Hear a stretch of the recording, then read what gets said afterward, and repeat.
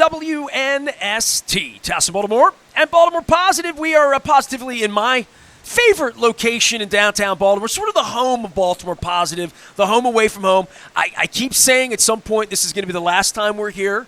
It has been here, and I can see right since 1782. It says right outside the world-famous Lexington Market. We're at Fadley's. It's all brought to you by the Maryland Lottery in conjunction with our friends at Window Nation and Jiffy Lube. We have new sponsors around here, a new season, and the same old friends. It is our 10th anniversary as the flagship for Coppin State University. I wore my Band the Eagles belt today. I'll get that in here. Dr. Anthony Jenkins down, as well as head coach Larry Stewart. Stu is here. I did not know that this early in the morning. I woke up, my back hurt. I saw Dr. Steve at Elliott Chiropractic. I came in and I was feeling bad about myself. The Orioles lost last night. And then mascots show up, there right? You go. That's right. I had no idea that Ruffin was surprising us here. Listen, and I would put the mascot on the air, but the mascot doesn't talk. We are one of the 3 baddest birds in Baltimore. There you go. You have the Eagles, the Orioles, and the Ravens. All right? That's how we do it in this city. See, I never know how these shows are going to go. And, Robin sends me a note and says, what are you going to talk about? So I live out in the woods now, right? And I went to Dundalk High, all right? And I am a Hall of Famer at Dundalk High. I'm very proud of that. The Dundalk Owls. There you go. And I can tell you that I knew nothing about owls until I moved out to the country. And in the middle of the night, I hear, whoo, whoo. And I'm like, and I start talking about owls and looking up. Owls are ferocious. That they are. They are ferocious. They are. And I had no idea, because I always thought little hoot owls, they were smart and, whatever. And I didn't know. But eagles are a different breed, man. We got eagles up by McFall's Ironside Tavern, right up above where I live off Loch Raven. Yep. And there were nests of eagles up there training the little ones to fly. Be a proud eagle, Listen, man. we are top of the food chain. Right. That's right. I know you are. Did the Philadelphia Eagles win, too? Yeah, they yes, won, we too. did. Oh, yeah, Eagle, yeah, no. yes, See, there we you won. go. Yeah, See, yeah, I mean, Fang brings you Philly guys down here. there you go. And that Eagles. blood comes with you, man. Yeah. So I go back with Coppin State, and I found these pictures of me with Fang and all the players from the special team, 90, 97, 98, that era. Yes. And, I've known you from the beginning. And this whole thing, and Juan was here, and we had Juan. But you coming back, this is a real homecoming. I mean, you told me you had plans for this university last time we got together. So tell me about this relationship, because we're going to talk some basketball, and then we're going to talk about the university in the second segment. Well, listen, it is an honor to be here, first of all, with you and continue success on all the great things that you have 25 going on. years, I got a cupcake and everything. 25 great years, and we're wishing you 75 more. All right? I didn't say 100. I'm just trying to get through the winter. I'm just 100. trying to get through the World Series and the Super Bowl. That's all I'm trying to do. Well, listen, it is a pleasure to be here with you, but a pleasure also here to be with my head coach.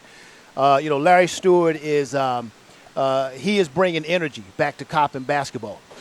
He is truly the right individual at the right time for what we are doing at Coppin. It is a phenomenal time to be an Eagle. It is a phenomenal time to be at Coppin State University. And Larry just brings another component to that. This guy, as you indicated, he was a cornerstone to Coppin's greatest moments. And so when we look at from a historical context, our conference championships, our run in the NCAA tournament, the biggest upset in NCAA history, the biggest upset among HBCUs in the big dance. This guy was a part of all those things. And so we have an opportunity now, as you talked about, a homecoming. Coaches coming home. We're going to run this thing back. And I'm excited about the foundation that he's building for our basketball program. It is about chess and not checkers. We're going to win under coach, but we're also going to build a signature program that gets us back to where we were as a threat in D1 basketball. Stu, back in the 80s, I got sent by Jack Gibbons when I worked at the Evening Sun. Up to North Avenue. I'm a Dundalk kid, sniffing. I'm trying to find the gym. Yes. And the gym's about the size of Fadley's, right? Yes. Like, literally, you could touch the ceiling, most of you guys, in that old gym. Tell me about the first time you saw the new gym and, maybe your role or part of that as an alum just in general. Because the first time I came over 10 years ago, saw what you guys had built over there, and we've swabbed, and we've done all these things with you guys over the course of time. But But I think people, when they go in and see the gym, they're like, man, this place has arrived or arrived at some point. But for you, you were here before any of that existed. Yeah, it's just exciting to see. Again, when I got recruited to come to Coppin, there was no gym. Right. And so we played our basketball games at the Community College of Baltimore. And so to see where we are at now, just 15, 20 years later, it's just amazing to see the growth that the university is going through. All right. Well, I am having a little tech problem on my headset, but you guys all right? You're here. No, we're all having tech problems. All right. Can't hear this. I will. Now we're working. Good. Okay. So for you taking the gig and being a part of this, give me the last year of both of your lives, because it's been about a year and a half since you and I got together. We were trying to get out of the plague together. That's correct. We were over at State Fair. Yep. And you're trying to get kids back on campus, and we had virtual. We had all of these things. Stu and I were together right before you came in. I said, doesn't it feel nice to be normal? It's like a Friday in September. I feel like I need a sweater. Kids are in school. There's traffic. It was traffic getting down. It felt normal again. But this last year for both of you and making this transition and what you want the basketball program, what you want the whole athletic program to be, this was a coming out party to bring an alum back. I think it's gotten everybody's attention who's ever heard of Coppin that you're back. Yeah. This past year has been very exciting. It's exciting to be back to a place that helped me grow. It's exciting to see the excitement that's on campus. It's exciting to see the excitement in the eyes of, of the players. They're coming in, working hard, and they're excited for this upcoming year. And we're just looking forward to just running it back. Well, for you this time of year, kids back in class, and I guess the energy on the campus, I mean, that must change when you're there in the summer. Oh, yeah. And just looking out and seeing nothing and then seeing the vibrancy. It's like the beach in summer, I guess, right? Yeah, summers are not what they used to be in higher education. It used to be that summers were kind of a downtime. Mm-hmm. Now, summers are just as busy as fall and spring. Really? Yeah, you have summer school. Once you finish the spring semester, commencement ends, you go into summer school, you got athletic camps, you got new student orientations. You got all of these things. You got STEM camps. No quiet days. No quiet days. 4th of July, no. 4th of July. But it doesn't compare to the start of the fall semester. Yes. When your incoming students come to you for the first time, your returning students are coming back to you. It is an exciting time. And so, we are just thrilled with the energy that we have on campus right now. And it has been building. We came out of the pandemic and we were trying to make sure that we could continue to expand access, help new students come to Coppin, and our continuing students finish. And that's what we've been able to do very well. But a part of the excitement is that students are ready to get back and get engaged. Mm-hmm. And our men's basketball and women's basketball programs, which are our capstone sports, they play a huge part in that, right? They are excited to see what Coach is going to put on the floor this season. And Coach is being modest, in He's the too old, tall to be modest. No, in the old gym where they used to pack it and it was a sweat box, right? We have today the best basketball arena in the MEAC, hands down, bar none. No one can touch it. Yes. That's the house that this man helped build, right? Because that momentum coming out of the late 90s into the 2000s and moving forward, those are things that people still talk about. Mm-hmm. I was on the airplane, and this was last year, right after the height of COVID had fallen. I was traveling. I had to travel. And I always wear Coppin gear when I'm on a flight or walking through airport because, look, Coppin looks good, right? So I have no other choice than to look good. It does look good. And I was on the flight, and there was a gentleman sitting next to me, and we were talking. He just started talking about basketball. And he said, Coppin, I know Coppin State. I said, yeah, we're in Baltimore, Maryland, incredible institution. He said, back in the 90s, they had a run, and they upset the University of South Carolina. Mm-hmm. I said, yes, we did. Set Pittsburgh aflame that night, That's right. In the igloo. And this gentleman then said, I went to the University of South Carolina, and I still haven't gotten over that, right? But that's it's the like type saying of, UMBC to the Virginia people. That's right. They don't that's like right. that. Yes. But that's the type of legacy that Coach has helped implement at the university. And so him coming back, people feed off that. Alums feed off that, right? That's why they're going to pack the nest in support of Coach. And Coach doesn't know that I'm about to do this, but let me say this to Eagle Nation out there, to all of our friends and supporters. September 21st is Coach's birthday. All right? You want to give Coach a great birthday gift for the whole year? Pack the nest every home game. Show up, support this man, and support our student athletes. That's what I'm asking Eagle Nation to do day in and day out. I love that you call it the Nest because I'm going to be at the other Nest at the convention center tonight. They have a new location, the convention center overlooking the stadium that they're trying to get folks down for the playoff games, and they called it the Nest. They named it after me, right? So I appreciate you naming your arena. Everything's getting named after me lately. I don't know what it is. It must be birds. It must be the Owls and the Eagles and the Orioles and the Ravens. It's your year. Man, it's a bird thing here. I tell you what, we're at Fadley's. It's all brought to you by the Maryland Lottery. Damie's now on the scene. That means the fried oysters are going to start coming and the shrimp. They feed me down here at Lexington Market. Dr. Anthony Jenkins here from Coppin State, as well as Stu, head coach Larry Stewart. Fang and what's left behind in this legacy. I want you to talk a little bit about the last 20 years of your life and carrying Coppin where you go, right? I mean, say, oh, yeah, I remember that team. And you played the NBA for, yeah. But when you come back to Coppin, it's so much different than it was. I mean, I've been doing this 40 years, so I remember I get Fang on you know. So I call him because I have somebody at the paper, they'd say, hey, Coppin beat somebody on the road down NCAT. Find Fang. So I'd have to find SID, call the hotel, ring the hotel room, 11 o'clock, because we didn't have a reporter on the scene. I was waiting for you to call me. We won. You only call me when we won. I think Ruffin sounds a little bit like, but Fang, I mean, I spent so much time with Fang that I can imitate him. Yes. But you too, right? Yes. I mean, what was left behind by all the years? And we all know sometimes the glass was half full, so with Fang, sometimes it was half empty because he was always fighting an uphill battle, right? Yes. I mean, literally, it was always – it feels like maybe you're not going downhill here, but it feels like a different thing than what Fang had to go through 20, 30 years ago. Yeah, most definitely. Fang had to be Fang. If he wasn't who he was, then we would not have had the success that we had. And, a lot of us owe a lot to him for giving us the opportunity to, not only get an education, but to play the game that we love. And so, things are totally different now. For him, like I said, he had to be who he was, in order for us to accomplish what we had to accomplish. It changed your life, right? Changed my life. It wasn't for him and the hard work and the things that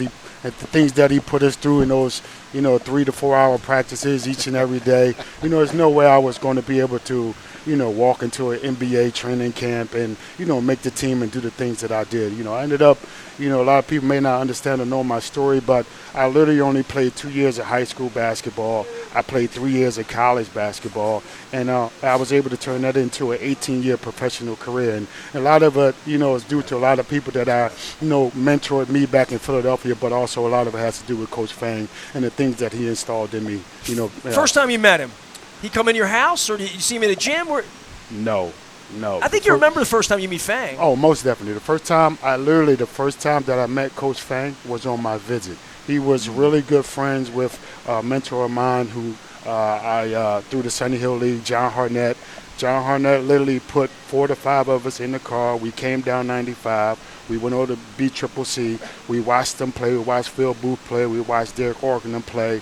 Literally after the game, I met Coach Fang, met Coach Derek Brown. Coach John Harnett said, Larry, this is where you're going to college.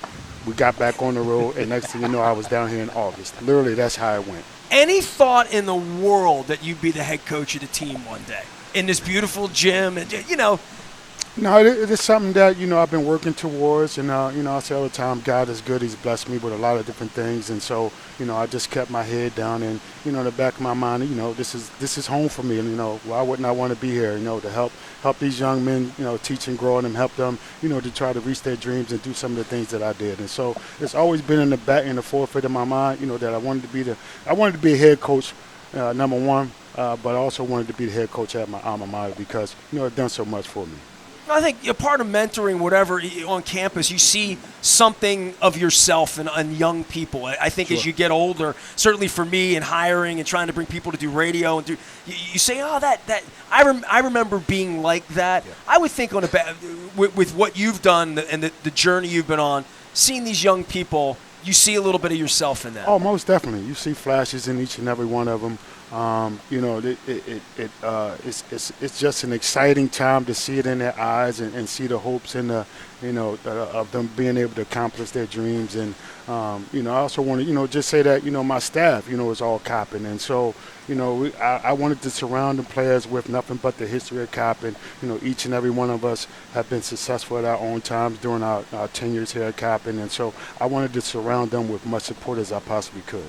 Been a little while, 25 years. A guy gets on a plane and remembers saying, I wish the Texas people were, offended as well. I mean, it would have been twice as good to make them angry at that point. They should have won that game. Yeah, but they got lucky. You mentioned history, and with young people, these kids are born in this century. They don't have any, so finding that history for the university, and I know what you're trying to do overall with education and recruiting anyone to the university in any way, is to say, hey, we're the little engine that could, right? Yeah. And we are. Yeah, listen, when I arrived at Coppin, one of the things that I said, one of several things, is that we were going to introduce and reintroduce Coppin State University. We were going to introduce ourselves to those who didn't know us, and there are some out there who don't know us. And then we were going to reintroduce ourselves to those that have an outdated understanding or perception of Coppin State University. Like me, right? Yeah, exactly. Right. We are a small university that offer our students a large university experience, and we are very excited about that. And, one of the things that when we talk about our rich storied history, I want Coach and the fans and everyone to understand is that I don't want Coach to go and try and chase what they did yesterday, right? This is his team. I want him to build it the way he wants to build it, right? I don't want him to compare himself to Fang or anyone else. He's at the helm now. And so he has my full support and our entire athletic department and making sure that he builds the team and the legacy that he wants to build. A part of that happened then is a part of his fabric. It is a part of who he is. He will always feed off that. But I don't want him to go and chase yesterday. I want him to plow ahead and make history and build a legacy that he's proud of. So that at the end of the day, where Fang's name is on our floor now, Stu's name may be somewhere else. Who knows? But that is what the opportunity is out in front of him. And along that journey, he's going to transform a lot of young men's lives. Because not only do we have the highest 6-year graduation rate for our student athletes of anyone in the MEAC at 89%. That's better than Howard. That's better than Morgan. That's better than UMES. That's better than Norfolk. That's better than Delaware State. That's better than South Carolina State. That's better than North Carolina State. You're graduating kids there. All right? We are graduating scholars because we understand everybody may not play in the NBA. Everybody may not slam overseas. So we are preparing them for the rest of their lives. And that's what a quality education is all about. And Stu plays a significant part in that because it's just not always about the academics. It's about the mentorship and the fatherhood. And this is what a coach of quality brings. And I know Stu's going to do that for our young men. Last year I was fortunate enough to get invited to Cal Ripken Senior's event that he has with, Jay Billis is a part of it, Scott Van Pelt, Gary Williams is a part of it. They bring coaches down. The coach came down from Villanova. Jay was here as well last year. Just talking about NIL, and then I heard Gary Williams talk again about 6 months later at a networking event and just saying guardrails and where we are. I mean, from a president of a university and a head coach, from where it was 5 years ago and what it had been for 50 years prior to that, to understanding, I don't understand it. Literally as a fan and as someone that's watched sports forever, I know it's changing things. I know it changes what college football looks like for me on weekends. For your sport, and certainly for mid-major MEAC, where you're trying to put more teams into the tournament, get more funding, more money, all of that, how does it affect a 17-year-old kid and his parents to say it's the Wild Wild West now? Because it feels like the Wild Wild West from where we were 3 years ago? Well, I mean, for us and where we stand, I mean, it hasn't trickled down to us yet, but it is coming. You know, it's coming for sure. And so, you know, I when I go out and recruit, I just let them know that, you know, it hasn't really hit where we stand right now, but it's coming in the near future for sure. I really don't understand it. I'm not really a big fan of it, but I understand this is where we are in today's world. And so, you know, again, it hasn't trickled down to the low major schools yet, but I do feel it coming in the near future. What I'm seeing is it's not just a basketball thing or a football thing. Sure. It's really a social media celebrity influencer thing to if you had the right gymnast on a team or the right softball player or the right bowler even if you have a bowling break. I mean, I've had all of your coaches on over the course of time. I mean, anything that would link to being valued, that somebody would want to hire you, right? You know, so I used to sit on the NCAA President's Council, and we used to talk about this quite frequently. This generation really ushered this in. Now, it was started some time ago, right, with the whole the Ed O'Bannon thing kind of started everything. So that's what started the tsunami moving. This generation and the popularity of YouTube and all of these young influencers, those things just sped it up. And so the NCAA tried to get out in front of it, but it had already passed us by, right? And so we were slow they were slow to respond.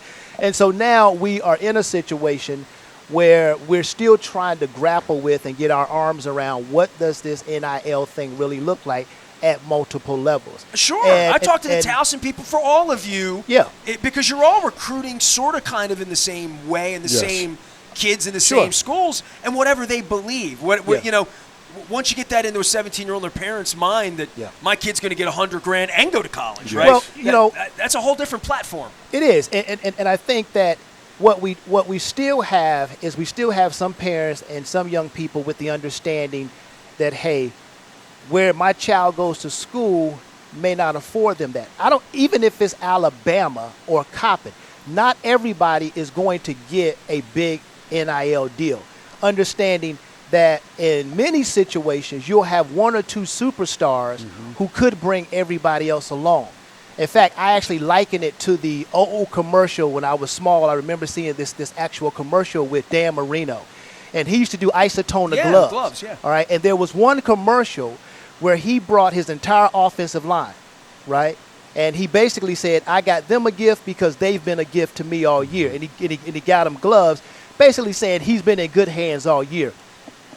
Without Dan Marino, those guys would have never been in that commercial, would have never made any money. They would have never been brought along. So at some institutions, whether it's the star quarterback or the star point guard or the star forward, like at LSU, right, they can bring the whole team along, even if the rest of the team are not bona fide superstars in the way that they are. So NLI is changing the game in multiple ways. It's just not about I can recruit you, get this deal, you can make money if you come play for me. But it's also about, hey, you got that superstar player on your team. I could benefit from that. So all of those pieces are in the mix when coaches and ADs and students and families are looking at where my son or daughter is going to play their next level of sports. It is a complicated situation, and we are building the plane, fueling it, and all of those things simultaneously. And you see young men and women with everything from a local car dealership commercial deal where they may make $10,000 to someone. Faithy's giving them free crab cake. Right. Yeah. Giving out free crab cakes to doing gym wear, making $1 million a year. It is a very interesting time to be a student athlete at the collegiate level. I think I've admitted this to both of you privately, maybe not on the air, but all the pictures I have from 1998 when it was 98 was the year, right, that you guys won? Was there 97? That was 97. 97. Yes. 97. Yes. So 1997, Fang won, you guys all won, and we had the whole team come out to the studio. So I have pictures of all this, and we're eating pizza in the studio, And I say that's a picture of all of us breaking the rules. Yes. Because I ordered $12 in pizza and I fed it to 19-year-old kids, and I was literally breaking the rules. There you go. So that's crazy, right? Like when you think about it, and where we are now. And by the way, he slid that LSU thing in, and I'm not working with notes here. Are we ready to talk about this? The big story about the home game and the ladies' side. Are we going to talk about that or no? Oh, you mean the big upset that's coming? Or? That thing that you were talking about, where Eagles beat Tigers? Yeah, there you go. Tell me about, what banging pots and pans and having one event that everybody knows where your gym is, finds their way over. We had Steph Curry here a couple weeks ago.